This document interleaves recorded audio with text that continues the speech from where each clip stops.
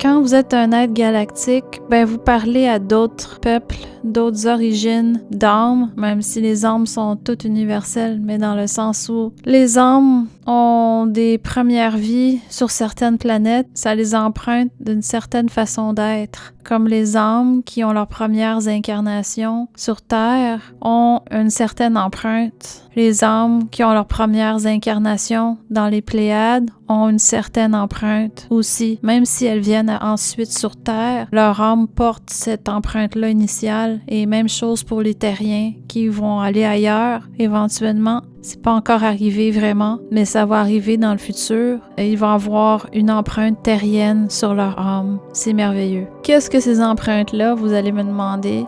C'est très génial. C'est des particularités d'âme. Ça peut être un exemple comme les terriens ont été habitués jusqu'à présent à se battre pour leurs droits, pour leur climat difficile, pour leur ascension, pour différentes raisons. Ça paraît dans leur âme et ça va paraître aussi quand ils vont voyager d'une planète à une autre. On va savoir que c'est des terriens parce qu'ils vont être des guerriers prêts au combat parce qu'ils vont s'être battus pour leur ascension. C'est génial, ça fait des super guerriers quand ces âmes-là vont arriver à maturité. Pour l'instant, il y a encore du travail à faire. On anticipe beaucoup cet événement-là de collectif humain, de guerriers prêts à voyager à travers les galaxies et même plus. C'est ça mon message ce soir, c'était par rapport à l'avenir, au futur des humains sur Terre, leur futur brillant de combattants de la souveraineté à travers l'univers et vont probablement enseigner cette façon d'être à d'autres civilisations lointaines et perpétuer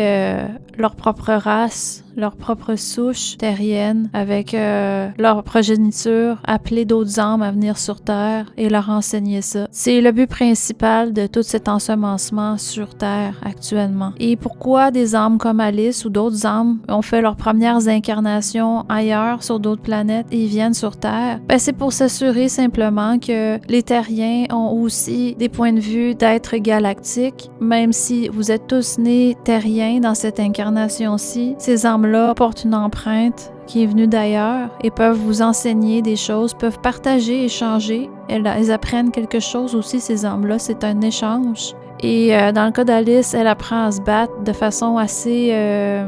disons qu'elle a appris à se battre de façon assez intense, si je puis dire. Donc, l'enseignement était probablement nécessaire pour permettre à sa conscience magnifique de se développer et d'être capable de se défendre dans tous les contextes. C'est génial parce qu'en ce moment, elle peut partager ce qu'elle perçoit dans d'autres dimensions, les conversations qu'on a avec elle. C'est vraiment de l'or pour vous. Vous vous appelez souvent des starseeds dans votre langage, ou si vous êtes des terriens qui avancent dans leur chemin de guerriers de la souveraineté, c'est génial comme échange. Pour terminer, j'aimerais parler des vaisseaux spatials. Je crois que Uriel a couvert dans une autre canalisation. Alice pourra mettre le lien dans la description de cette vidéo. Les vaisseaux spatials que nous avons, qu'est-ce que ça veut dire en fait, un vaisseau spatial? Il y a de l'espace pour mettre votre corps physique à l'intérieur et c'est un vaisseau qui vous mène à un autre endroit. C'est assez simple. Sauf que le hic là-dedans, c'est que vous devez maîtriser les voyages interdimensionnels autant physiquement que spirituellement. Je m'explique. Vous avez entendu parler de la façon spirituelle éventuellement de maîtriser vos énergies pour piloter ces vaisseaux-là, l'alignement de votre mental avec votre conscience. Mais il y a aussi l'aspect physique. Votre corps physique doit être capable d'aller de l'endroit où vous êtes à un autre quelque part avec votre corps physique et ce à la vitesse de la pensée. Ce corps physique que vous avez est capable de le faire mais pas dans l'état où il est actuellement. Il doit être optimisé de façon nutritionnelle et énergétique principalement. Sur Terre, vous n'avez pas encore les saines habitudes de vie. Vous commencez et ça vous intéresse et ça me touche beaucoup. Mais vous n'avez pas encore les habitudes de vie à manger sainement à tous les jours. Vous n'êtes pas obligé de manger extrêmement sainement à tous les jours, mais majoritairement. Quand vient le temps de piloter des vaisseaux, il faut avoir une nutrition optimale. Il y a de la préparation à faire. Donc, les pilotes ont une nutrition assez spécifique, principalement liquide, principalement végétale, et il y a beaucoup de légumes verts, mais en liquide. ça vous permet d'être moins lourd, transporter moins de nutriments et de déchets pour le transport. Ça semble un peu évident comme ça, mais ça facilite beaucoup l'exercice quand il y a une nutrition. Là, Alice me dit en télépathie des smoothies. Ouais, ça peut ressembler à ça. Des jus, des smoothies, mais frais que vous faites vous-même. Donc, vous avez l'équipement déjà sur Terre pour le faire. Et des bons fruits et légumes sains. Idéalement, des légumes verts. Alors, pour pas manquer de vitamines non plus, là, mais il suffit de bien le faire. Il y a sûrement des nutritionnistes qui peuvent se mettre sur le cas sans que vous manquiez de rien. J'ai rien contre les vitamines et les suppléments, mais idéalement, vous devriez avoir tout ce que vous avez besoin pour pas avoir à prendre de suppléments. Les suppléments sont seulement quand on a raté quelque chose, là, il faut pallier à la situation. Alors c'est ça, je voulais vous parler de l'aspect physique. C'est autant important que l'aspect spirituel. Je pense qu'Alice va faire d'autres canalisations pour ceux qui sont curieux de se préparer pour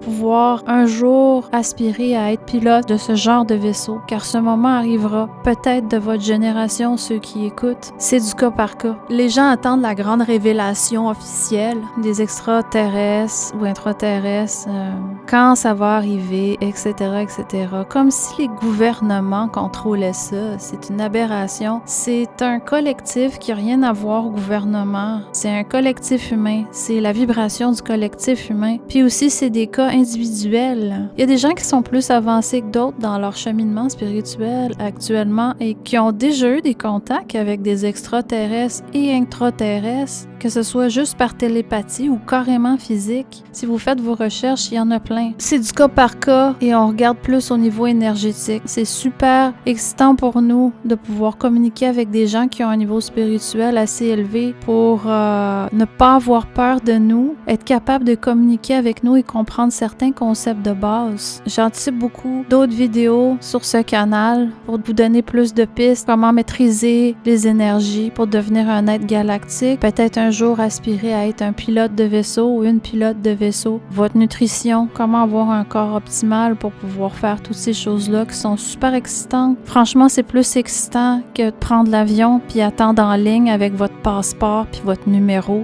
J'aimerais bien que tout le monde prenne le temps de méditer là-dessus. Est-ce que vous aimez aller à l'aéroport avec des valises, attendre en ligne et vous présenter avec votre nom et un numéro à côté? Moment de silence ici. Désolée, là, c'est Acheteur qui parle, puis j'ai beaucoup d'opinions à ce sujet-là. En tout cas, j'aimerais envoyer beaucoup d'amour à tout le monde. C'est pas parce que je suis un petit peu sévère comme ça que je suis méchant. Non, c'est que je le fais avec amour et je vous aime beaucoup. Bonne soirée.